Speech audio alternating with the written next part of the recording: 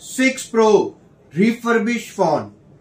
6 Pro original phone, same model same condition आज आप लोगों के लिए लेकर आया हूं, क्योंकि हमारे पास अल्हम्दुलिल्लाह ओरिजिनल स्टॉक 6 Pro का आया हुआ है। बहुत सारे मेरे भाई हैं जो मेरे पास आए, जिन्होंने मुझे कहा कि भाई आपके रेट में और मार्केट के रेट में तकरीबन 7 से 8 हजार रुपए का फर्क है। हमने उनको बहुत समझाया कि रिफर्बिश और ओरिजिनल में फर्क तो होगा, तो बात को समझने के बजाय मेरे एक क्लाइंट ने फोन परचेज कर लिया सस्ते वाला। अब मैं आपको ये बात समझाने लगा हूं और बताने लगा हूं कि रिफर्बिश फोन के मसले मसाइल क्या होते हैं।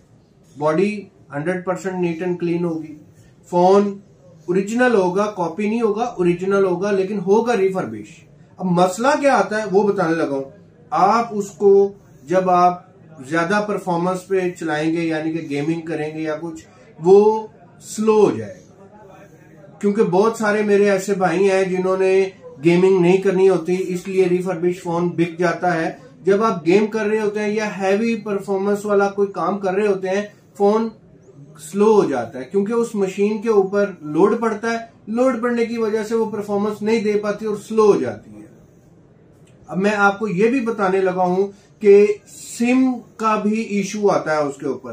खास कुछ नेटवर्क्स हैं जिसके ऊपर आपको सिग्नल का इशू आता है। अगर आप यूफोन की सिम डालते हैं सिग्नल आएंगे, पूरे सिग्नल आएंगे, लेकिन अगर आप जैज की सिम डालेंगे तो आपके सिग्नल वीक हो जाएंगे।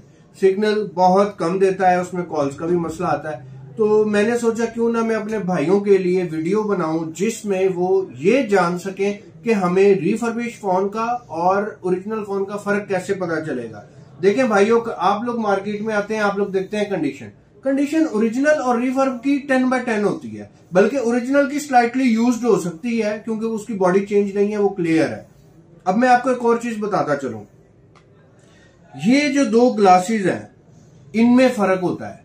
मैं ये पिक्चर लगा दी है, ये देखें, आपको ओरिजिनल का भी फर्क नजर आ रहा है और आपको जो नॉन ओरिजिनल है, जो कि रिफर्बिश है, उसकी ग्लास क्वालिटी भी नजर आ रही है।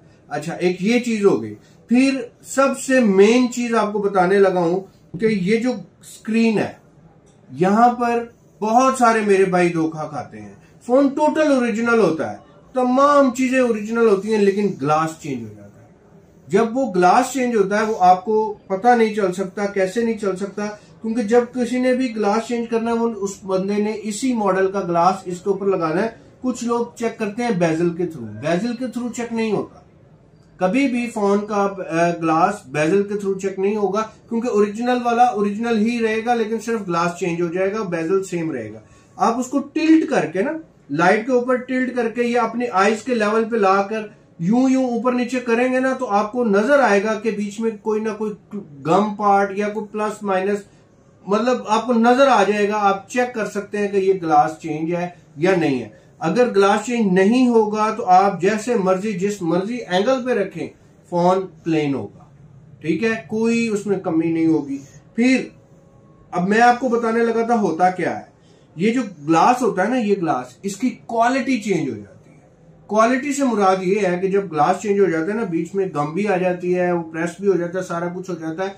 फिंगरप्रिंट मेन चीज है। फिंगरप्रिंट वो 2 हफ्ते 3 हफ्ते काम करता है, उसके बाद छोड़ देता है।